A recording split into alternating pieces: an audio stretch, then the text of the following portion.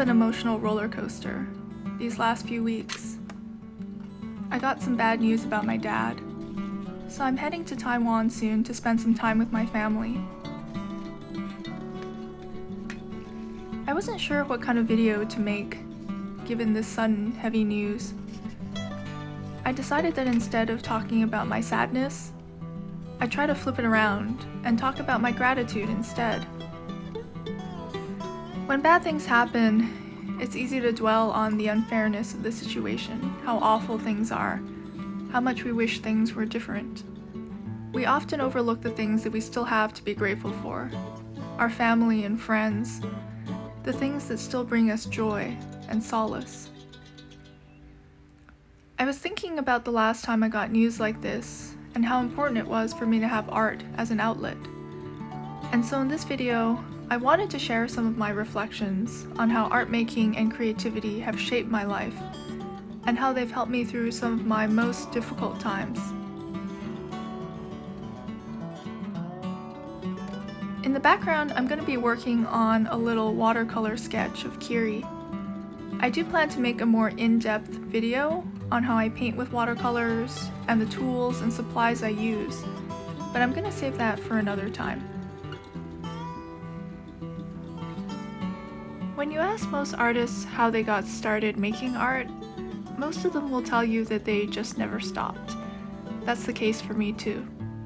I've drawn pictures and made up characters and stories as far back as I can remember. I was an incredibly sensitive kid, and I had so much anxiety for someone so little. I started to have insomnia at the ripe old age of 6. My parents couldn't understand what on earth I could be worrying about. I often think how easily I could have gone astray, become someone really maladjusted and angry at the world. My parents' love and support really made all the difference, but I think that my creativity helped me also, to make sense of a world that felt so strange and scary to me.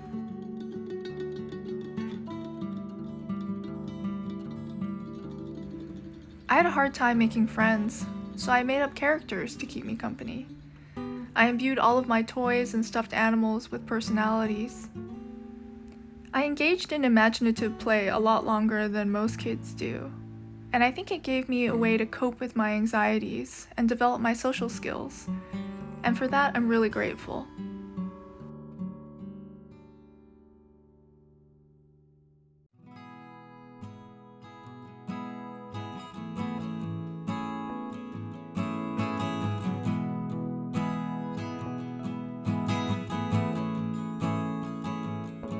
When my dad had a major stroke 10 years ago now, art was one of the things that got me through it. It was the first time I had experienced a real tragedy in my life, and it was devastating and disorienting. Making art helped ground me, and it was one of the few things that seemed to make sense at the time. I took a leave of absence from my job to spend a few months in Taiwan and help my dad in his recovery. I developed a nightly ritual where I'd help him stretch his limbs in bed, and then I'd lead him in reading some Chinese poetry out loud, both of us fudging and slurring our way through, him because of his aphasia, and me because of my crappy Mandarin.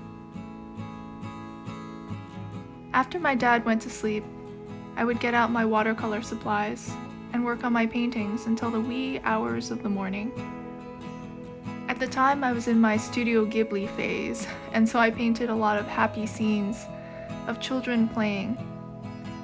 I didn't realize it at the time, but I now know how important it was to have this reprieve from what I was dealing with.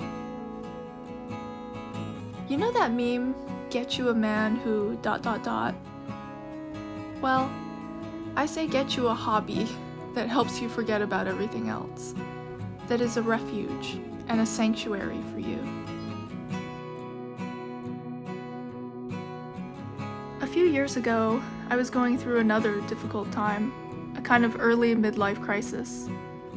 I was dealing with a lot of personal grief, realizing how much my lifelong struggle with anxiety and mental illness had limited my life. Around this time, I started writing a children's book, my version of a magic paintbrush story, about a little girl named Kiri.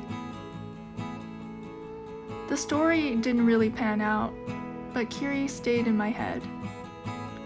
I started writing little mini comics about her, and she developed into this funny, devious, dinosaur-loving little girl.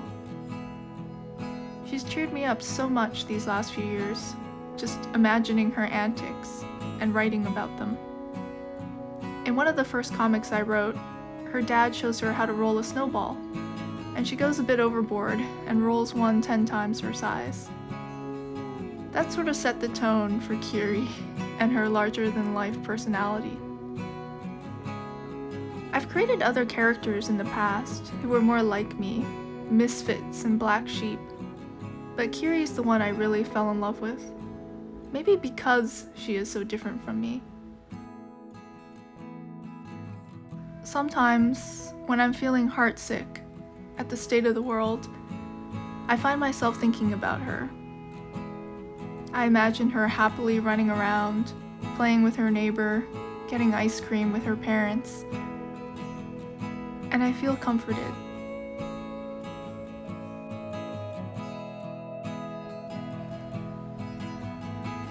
I've honestly thought about quitting art at various points in my life. At times, it's felt silly, self-indulgent.